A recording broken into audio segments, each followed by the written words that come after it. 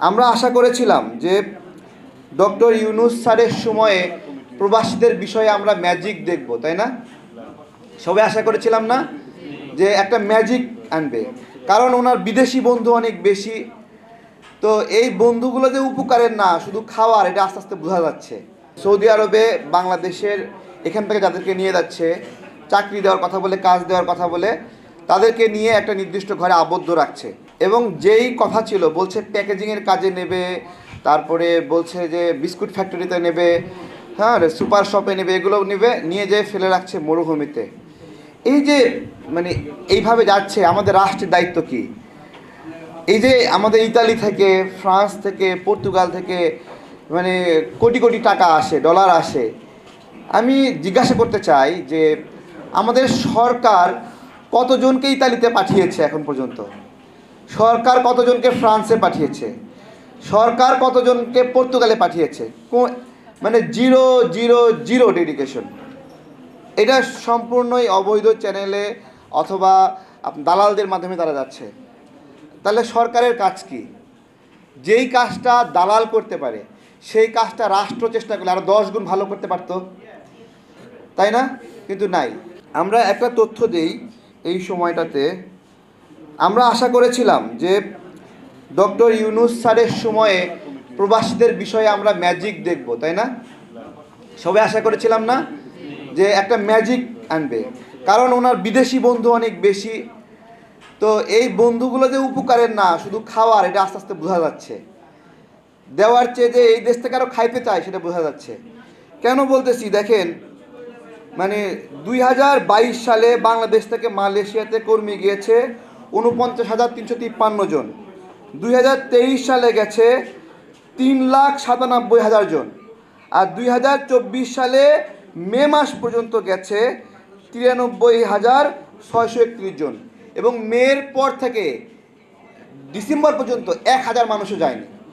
এবং 2025 সালে এসে বারবার গল্প শোনানো হচ্ছে যে 18,000 যাবে, 18,000 যাবে, সেখানে গ্যাস মাত্র 2,000-এর মতো গেছে।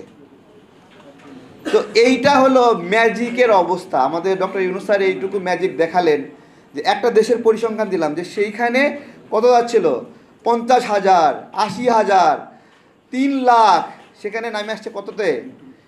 বলতেছে আশ্বাস দিচ্ছে 18,000, যাবে হলো, গ্যাসে হলো 2,000। ডিসেম্বর মাস শেষের দিকে হিসাব কিভাবে দেবে? আসলে আমরা যে বলি না, ম্যাজিকে বাস্তবতা বলে কিছু নাই। ম্যাজিকে যে ফুল দেখায় ওটা আসলে ফুল না, ম্যাজিকে যে কবুতর দেখায় ওটা আসলে কবুতর না। তো ডক্টর ইউনূস স্যারের ম্যাজিকটাও আসলে ফেক হয়ে গেছে, যে এটা ওই ম্যাজিকের কবুতরের মতো, ম্যাজিকের মানে কসরতের মতো হয়ে গেছে। তো এইভাবে যদি হয়, তাহলে আমরা আসলে মুক্তি স্বপ্ন কোথা থেকে দেখব? আমাদের স্বপ্ন দেখিয়েছিলেন শহীদ প্রেসিডেন্ট জিয়াউর রহমান। উনি বাংলাদেশে দুটা সেক্টর রেমিটেন্স আসার, এটা পুরোপুরি জন্মই দিয়েছেন শহীদ প্রেসিডেন্ট জিয়াউর রহমান। একটা হলো গার্মেন্টস সেক্টরে এই গার্মেন্টস সেক্টরটাকে মানে দর্জি ব্যবসা যে আন্তর্জাতিক পর্যায়ে রিচ করা যায়, কাপড় বানিয়ে দেওয়ার ব্যবসা, এইটা বাংলাদেশে ওই পরিবেশে তৈরি করেছে শহীদ প্রেসিডেন্ট জিয়াউর রহমান। একটা রেমিটেন্সের খাত বললাম। আরেকটা রেমিটেন্সের খাত, প্রথম বাংলাদেশ থেকে অভিবাসী যাওয়ার যে বিষয়টা সরকারি ব্যবস্থাপনায়, রাষ্ট্রীয় ব্যবস্থাপনায় সৌদি গভর্নমেন্ট ওই সময় ওনাকে বলেছিল যে আপনার কি সহযোগিতা লাগবে। ঠিক আছে, তিনি বলেছিলেন আপনার এখানে অনেক মানুষ দরকার, ঠিক আছে, আপনার কাছে কোনো অর্থ চাই না, আমাদের শ্রমিককে নেন, আপনাদের দেশটাকে সুন্দর করে সাজান। এই যে শুরু হলো রাষ্ট্রীয় ব্যবস্থাপনায় মানুষ যাওয়া, এইটা শুরু করেছিলেন। সেই জায়গাটাকে আমরা উর্বর করতে পারি নাই, সেই জায়গাটাকে বড় করতে পারি নাই। হ্যাঁ, আমরা আজকে এত ডলার সংকট দেখেন, প্রত্যেকটা সময় ডিক্রিজ করতেছে। আমাদের অবস্থা যে খারাপ হচ্ছে, এটা আমরা বুঝবো কিভাবে?